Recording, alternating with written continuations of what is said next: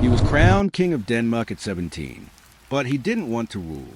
He wanted to touch himself. A lot. They said he was mad, obsessed with prostitutes, violence, and destruction.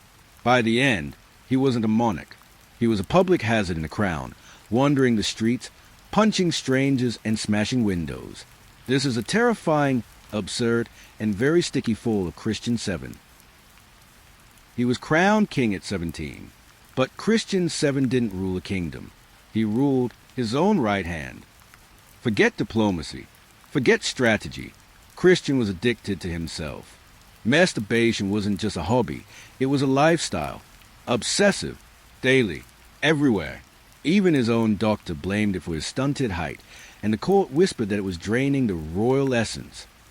When he wasn't busy exploring his body like a forgotten ruin, the king wandered the palace slapping servants, starting fistfights, and smashing furniture, just for fun. He liked to go out in disguise into the streets of Copenhagen, pick fights with random people, and break shop windows like a one-man riot. His favorite form of entertainment? Getting tied to a chair and whipped. Yes, the King of Denmark paid people to beat him like a criminal, and he loved it. His pages, young, pretty, and morally flexible, were more like partners in chaos and royal aids. To his court, Christian wasn't a monarch. He was a ticking time bomb in silk pajamas. In the glittering halls of the Danish court, nothing glittered more awkwardly than the royal marriage bed. Christian VII had taken a queen, Caroline Mathilde of Great Britain, a fine match, politically speaking. She was intelligent, composed, and tragically unprepared to share her life with a king who preferred his own company. Repeatedly, vigorously, obsessively. Yes, Christian had developed a habit, one that began in boyhood and blossomed, like a cursed rose, into a full-time royal hobby. While most kings were consumed by war, religion, or chess, Christian was consumed by Christian. He was, in many ways, Denmark's most prolific solo performer.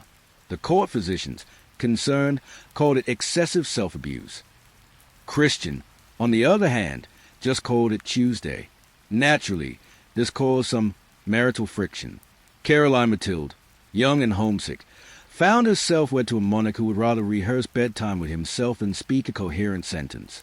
Their wedding night was described in royal documents as awkward, brief, and followed by crying, and that was just from the attendants. The queen, desperate for human connection, eventually found solace in the unlikeliest of men, the king's physician, Johann Struensee.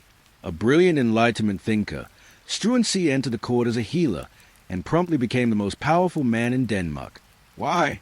Because Christian VII trusted him completely. Or rather, Christian VII didn't know what day it was, so Struensee could say anything and the king would nod.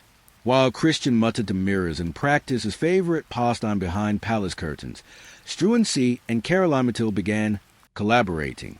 Politically at first, then romantically, then passionately. Some say Struensee became the true king, ruling in Christian's name while the actual king ruled only his own bathroom schedule. There were whispers, of course. Noblemen snickered behind powdered fans. Servants tiptoed through corridors that echoed with strange sounds. The court became a theater of shadow power, heavy curtains, and thumping walls. And at the heart of it all, a queen in need, a doctor with ambition, and a king locked in a loop of eternal distraction. What's astonishing is how long it worked. Struensee enacted reforms, liberal, sweeping, radical. He abolished torture, expanded freedom of the press, and angered every aristocrat in sight.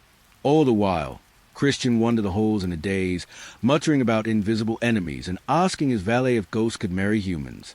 And yet, this strange royal menage a trois held together, until it didn't. The aristocracy, horrified by the queen's romance and the doctor's unchecked power, finally struck back. But we'll get there soon. For now, picture it, Denmark in the 1770s, ruled by a physician, romanced by a queen, and haunted, endlessly, grotesquely, by a king lost in his own labyrinth of compulsions. Power, like a borrowed coat, rarely fits for long, and eventually, the court grew tired of watching a doctor wear the king's robes, sleep in the king's bed, and sign the king's decrees, while the king himself played imaginary chess against invisible courtiers. The backlash came like a storm disguised in silk. In 1772, a group of nobles, insulted by reforms and scandalized by love, orchestrated a swift and merciless coup. One night, under the guise of protocol and dignity, they stormed the palace. Struensee was arrested in his nightclothes. Caroline Mathilde was seized with just enough time to grab her dignity and little else. And Christian VII, King of Denmark and Norway, offered no resistance. He stood in his chamber, blinking, shirt inside out, asking if the revolutionaries had seen his favorite spoon. They hadn't, but they had seen enough of his kingdom, his chaos, his distractions, his masturbation schedule posted like royal edicts on the palace doors. Struensee was tortured and beheaded. Caroline Mathilde was exiled. And the king? He was left behind. Not restored, not dethroned, just preserved, like a sad decorative cake under glass. The nobles let him keep his title, but stripped him of everything else. He was placed under supervised rule, which meant he could nod at guests and sign documents as long as someone held his hand and told him where to put the pen. He became, in essence, a royal scarecrow, kept upright by ropes, tradition, and pity. Days passed, then years. Christian wandered the halls of the palace, speaking to tapestries, waving at doorknobs, occasionally mistaking the fireplace for a diplomat.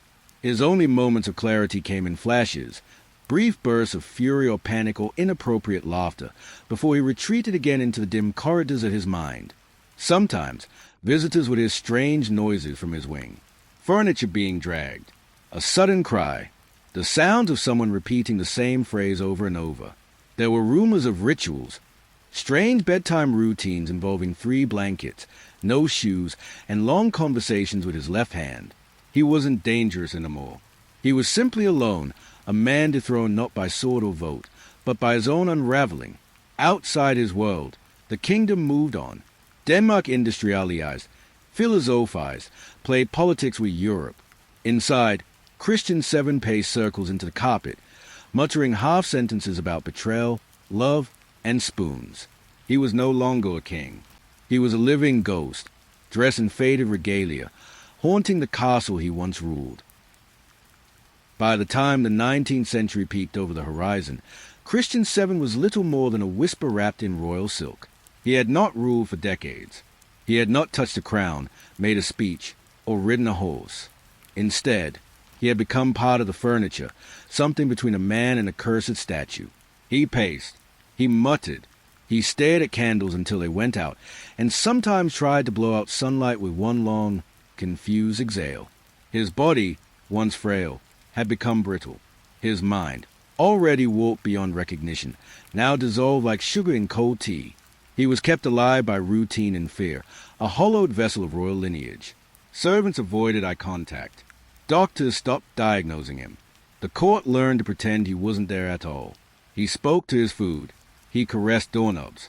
He composed imaginary letters to people who had died 30 years earlier.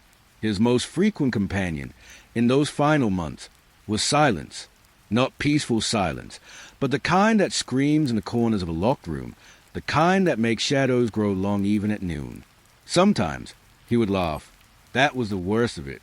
A thin, cracked giggle, rising from the cold stone holes like steam from a dying kettle. No joy, no joke, just a leftover reflex of a mind too tired to cry. On March 13th, 1808, Christian VII died. No battle, no final words, no grand betrayal. Just a quiet failure of organs in a chamber that smelled of mildew, dust, and forgotten power. No one rushed to his bedside. No one composed a great funeral march. The man who had once ruled kingdoms, who had sparked revolutions and scandals with his trembling hands, passed into death the same way he had drifted through life, misunderstood, mocked, and entirely, tragically alone. Even his death certificate seemed reluctant. It read simply, King Christian VII, deceased, cause unclear. But history knows better.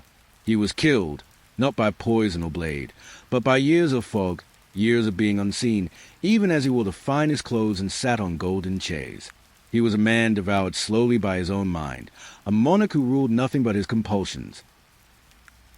And that, dear listener, was the final unraveling of Christian VII, a king who ruled almost nothing, except perhaps the ceiling of his bedroom and the private chaos inside his skull. He was born into power, but died a prisoner of fog and furniture, forgotten by a court that smiled politely as he decayed. There were no trumpets, no crowds, no final moment of dignity, just a soft, pitiful exhale in a dark room where even the curtains seemed to sigh. But now, centuries later, you were there for him. Maybe you're listening from London, where royalty still walks but rarely talks to chairs. Maybe you're in New York, earbuds in, lying on your back after a long day. Or maybe you're tuning in from Melbourne, Toronto, or a quiet room in Mumbai, where the night hums with distant traffic and slow dreams. Wherever you are, whenever you press play, thank you for joining me in this strange corner of history. And now that we've wandered together through madness, love triangles, and royal embarrassment, I have a small favor to ask. Drop a comment below. Tell me what you thought of this story. Was it tragic? Absurd? Maybe both?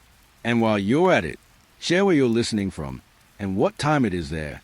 Are you falling asleep at 11 p.m. in California? Or is it 4 a.m. and you're just now closing your eyes in Delhi? I read every comment. And somehow, knowing where you're drifting off makes these stories feel a little less lonely. Sleep well. And remember, no matter how strange your life feels right now, at least you didn't spend 30 years locked in a royal palace, mumbling at doorknobs. See you next time.